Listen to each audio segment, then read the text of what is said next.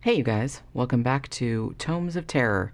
Now, it's only a week until Halloween, and like many of you guys, I would assume, I've actually been preparing myself for the very best day of the whole entire year by watching, creepy autumn-tinged movies and reading creepy autumn-tinged books, which, is really not that different to what I'm doing the rest of the year. Not gonna lie about that.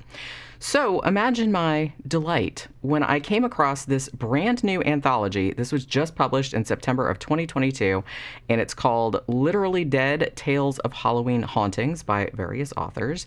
And imagine my even greater excitement when I saw that I could read it for free on my good old Kindle Unlimited subscription, which has paid for itself many, many times over at this point. So I think what drew me to this book in particular, other than it being Halloween themed and being new and being free, not gonna lie, was that amazing cover art, which really captured so much of the magic of the Halloween holiday for me. So it was actually I was really interested to read the introduction of the book, which was actually written by the cover artist herself, whose name is Lynn Hanson. Now, it turns out that she did this original piece not as a book cover, but she actually did it as a poster for a Halloween charity event back in 2021, which was raising money for the Little Victories Animal Rescue. Hence why there's like a little dog and a little ghost dog on it. So when another writer and an editor named Gabby Triana saw that poster, she liked it so much that she decided to base an entire horror anthology around this particular, somewhat nostalgic aesthetic that it had. And essentially, I think this was implied, using the art as a brief, for the contributing authors, what kind of vibe they were going for. And I have to say that most of the authors in this collection, absolutely came through aces. If you're really looking for something that's going to put you in that very wistful, spellbinding Halloween mood that you kind of remember from childhood, most of the stories here will absolutely do the trick in that regard. Having said that, though, there is a nice diversity of themes and styles, among the 19 stories which are in here. So there really is something for pretty much everybody. I found all the stories excellent, and I enjoyed reading all of them, even though a few weren't suited to my particular taste, but that's going to happen with any anthology. I like certain things more than others. And, and when I was reading some other reviews of it, there aren't that many because this is very new. It just came out last month. But, some of the stories that I was kind of it's not really my thing, but some, other people, that was their favorite story. So there's going to be something in here for, like I said, pretty much everybody. Most of the stories are pretty short and sweet, and they kind of run the gamut from the more cheeky, hilarious end to the more pensive and melancholy end. There's even a good variety of settings in here. You have some more maybe obvious, or I don't want to say cliched, but some more obvious settings Salem, Massachusetts, and New Orleans and stuff. But there's also one that's set in Wales. There's one that's set in China that's kind of like a Chinese folktale. There's one in Ukraine. There's kind of one in Chicago hoods, stuff like that. So there's kind of a vast array of different things going on. I especially liked in this book that most of the stories were focused less on gore. There is a little bit in some of the stories, but these stories seemed more focused a lot on atmosphere. It leaned really hard into the whole swirling dead leaves and chilly winds and darker nights as fall approaches and stuff. So this collection is really heavy on the spooky and relatively light on the gruesome. Although there is some gory stuff in here, that's not the primary focus. So the first story, which is called The Curiosity at the Back of the Fridge by Catherine Cavendish, is a really good fitting way to start off the anthology. It's again quite short. It's kind of a little more folkloric, like a fairy tale a little bit, about this kind of poverty-stricken, bullied little boy named Brian who ends up befriending this kind of weird old man named Bobby Clem, who lives in this ramshackle old house just outside his village. People kind of whisper things about Bobby Clem, he's a little bit weird, or he's a recluse or something like that. But Brian actually finds him very, very nice, very kind, very generous, and particularly on Halloween, when he lays out a massive feast, almost like Thanksgiving, with a turkey and everything like that. This food being provided by a weird being that he calls the Curiosity, who lives in his refrigerator. So that's all I'm going to say about that one. So that story is followed up by a story called A Bookstore Made of Skulls, Salem, Massachusetts, by Maureen Mancini Amachuro. And this is kind of like more, I guess more like a vignette than a story really, but it's very, very atmospheric. And it's told in the first person, like about an unnamed narrator who kind of like ducks into this weird bookstore. Like she's been to Salem lots of times, but she's never seen this bookstore before. And it's really, really cool looking with all these like molded skulls and stuff like on the outside. So it's just kind of like her weird experiences like in this bookstore, you know what I mean? It's almost kind of like she goes into another dimension. Like, you know, the clocks, like there's nobody in there and like all the books look exactly the same and like all the clocks like keep changing times and stuff like that. So I really, really liked it. As somebody that, you know, personally really, really likes bookstores, I kind of like vibed with this one a lot too. So the third story was called Postcards from Evelyn by Scott Cole. And this actually reminded me of one of my own stories, which is called Neither Rain Nor Sleet, which I think was in my Associated Villainies collection.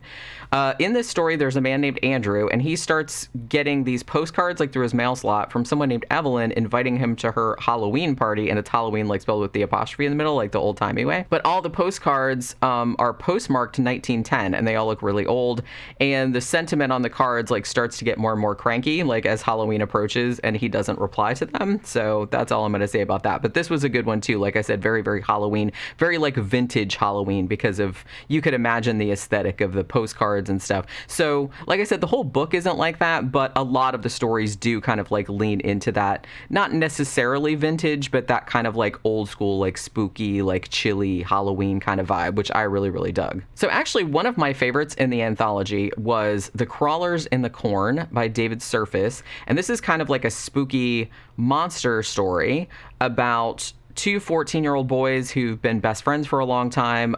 One of them, Danny, is still all about Halloween, but the other one, whose name is Carl, is kind of like pretending to be too old for that shit. Like he's drinking beer that he stole from his dad and like listening to terrible jazz, like he's some like wearing like a Hugh Hefner robe, like he's some kind of sophisticated motherfucker or something like that. He's like, oh, we're too old for Halloween, that's kid stuff, blah blah blah. But as the story goes on, like it comes to light that Carl is actually not really so much over Halloween as he's just like really, really scared by these creatures that are called the Crawlers, that they've called the Crawlers in the Corn, which Danny apparently like summoned with his imagination. Since the two boys, there's like a really big, like vast, creepy cornfield like right across the street from Carl's house, and they've been making up stories about all this stuff that happened in there like for a long time. So this story is almost kind of like the power of like childhood imagination and the way that children like really scary things, like particularly around this time of year. So I really, really liked this one as well. So the next three stories, like after that, tended more toward the sorrowful end.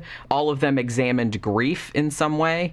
There was When They Fall by Steve Rasnick-Tem. And this is kind of like a tragic story about a man named Ralph who now lives alone in this creepy old house that was once this big showplace. He used to share it with his wife and two children. And it's implied that the place is haunted. And over the course of the story, you kind of discover what happened to Ralph's family. So this is just like a really, really creepy, almost kind of like a classic ghost story. And it's a very atmospheric piece, just kind of oozes these chilly autumn vibes and sadness and stuff like that. So I really like this one a lot as well. Then there was Always October by Jeremy McGargy. I'm hoping I'm pronouncing that right. If I'm not, I apologize. And by the same token, this is actually about a, I guess, quote unquote, ghost hunter who it seems like is going around on Halloween when the veil between the living and the dead is the thinnest. And it seems like he's collecting ghosts and like drawing them into himself, though the real story is a little bit different than what that would imply. And then there's another story called How to Unmake a Ghost by Sarah Tantlinger.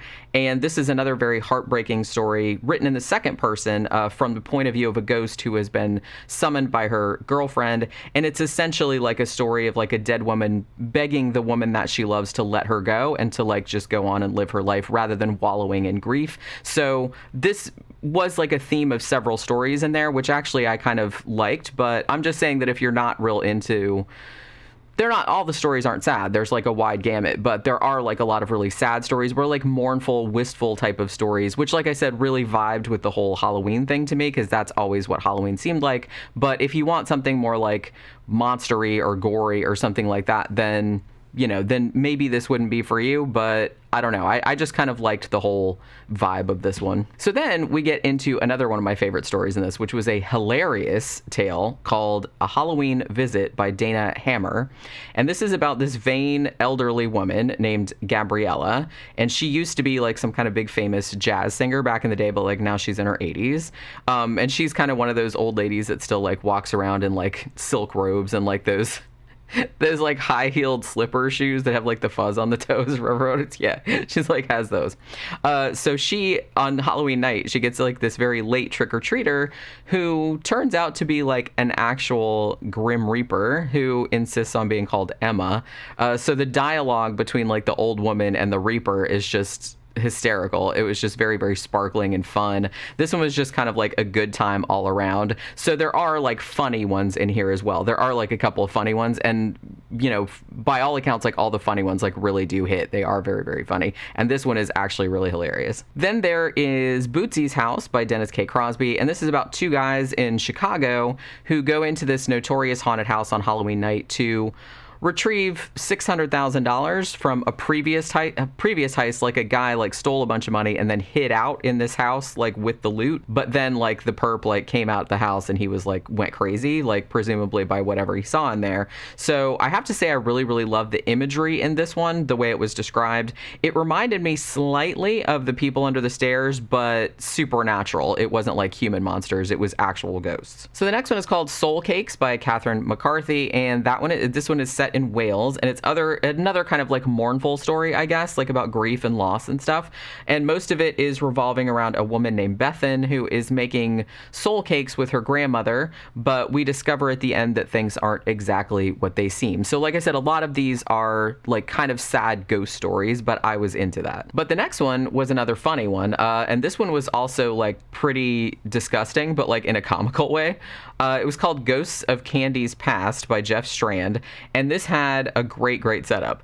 It's told from the point of view of like a dad whose kids come back from trick-or-treating, but all the candy they got is like old-timey candy, like candy they either don't make anymore or vintage versions of candy that are still around. Like there's Hershey bars in there, but they have like the old wrappers on them from like 30, 40, 50 years ago. I won't really spoil what happens. You won't be able to guess, but it's really fun, and it's pretty gross. So this is actually one of the ones that if you're into like more gory or disgusting type stuff, then this would probably be the one for you. And like I said, it's pretty fucking funny also. And then there's another kind of more classic ghost story that end told from the perspective of a ghost named Cady, and it's called Halloween at the Babylon by Lisa Morton, and it's about a performer who died in an accident like a century before, and she's haunted this theater, the Babylon, ever since.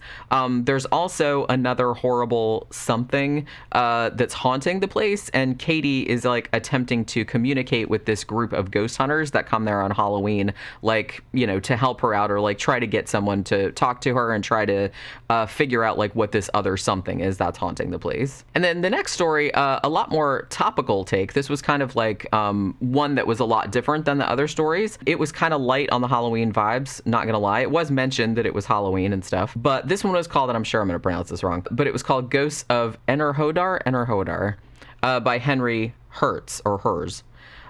It's set actually during the current Russian invasion of Ukraine, and it describes like a Russian attack that's thwarted by some kind of folkloric monsters like from Ukrainian folklore.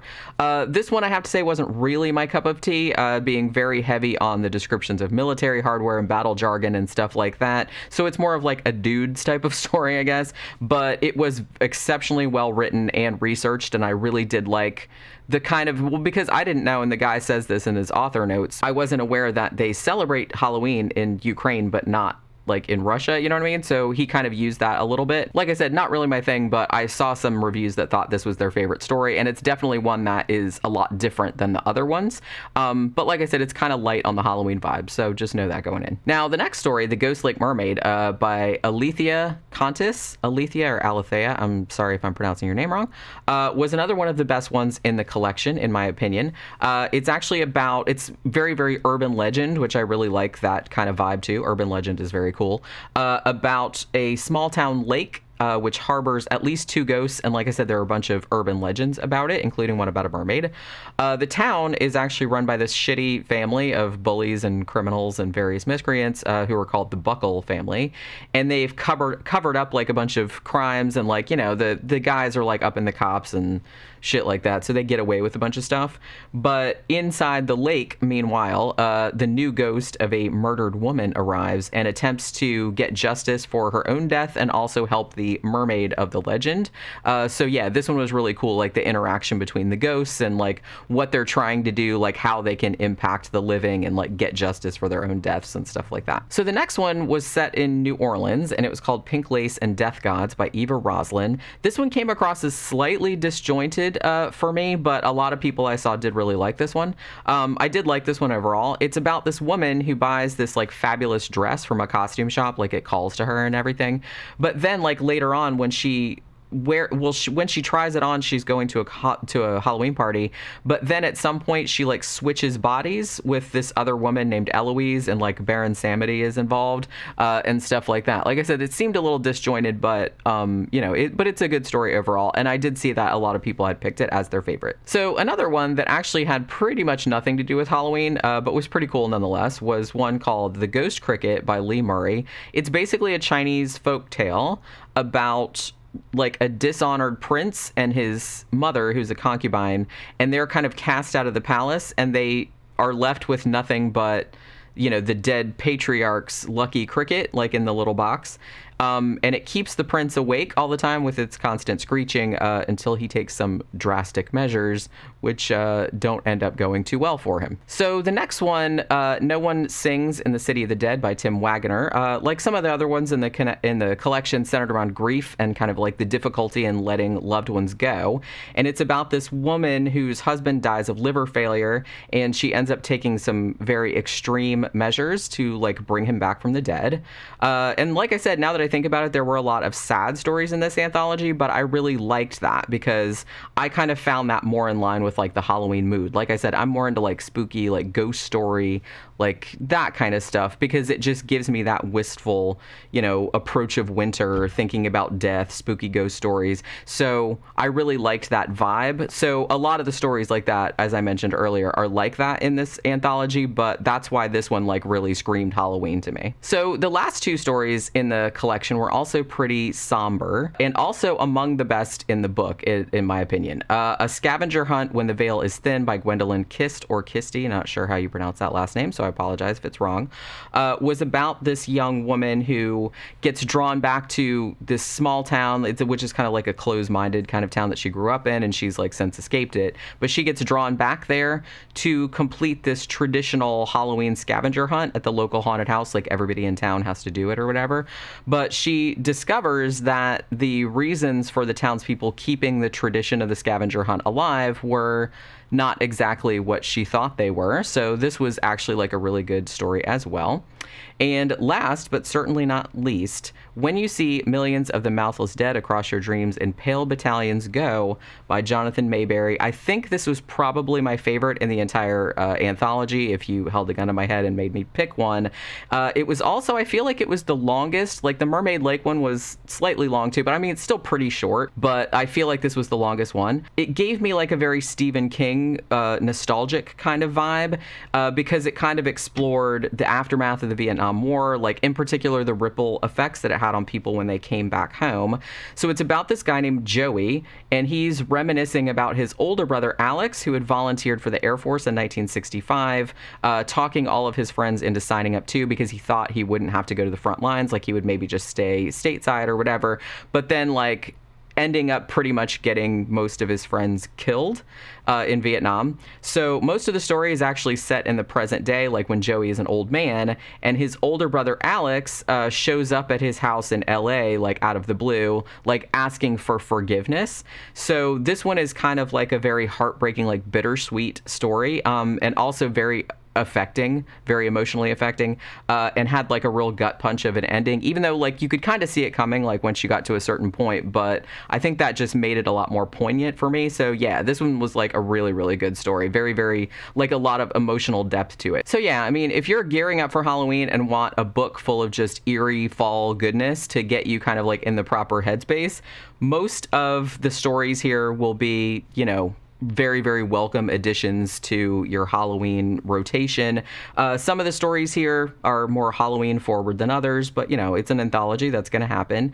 But like I said, if your tastes run more toward more spooky, sorrowful, ghostly, and funny kind of end of the Halloween spectrum rather than maybe like the gory, bloody slasher end or monster end, then there's absolutely going to be something here that, you know, that you'll really get into and you'll really dig. And like I said, I think this is definitely going to be a book that I'm going to add into my yearly Halloween rotation, because I have like certain movies that I'll watch every year, certain books that I like to read at this time of year, and I think this one's definitely going in there because there was enough stories in here that really gave me that, especially like in the first half of the book. I feel like the first 3 or 4 or 5 stories were like super like Halloween forward, and I was like and I was totally there for it. But yeah, if you have Kindle Unlimited, this is on there for free. It's very, very new. Like I said, it's only been out about a month at this point. I think it came out September 21st or something like that, and I would definitely recommend it. It definitely has something for everybody. You'll find at least 1 or 2 stories in there that you like. So if you've read it, let me know what you think about it in the comments, and what do you read around the Halloween season.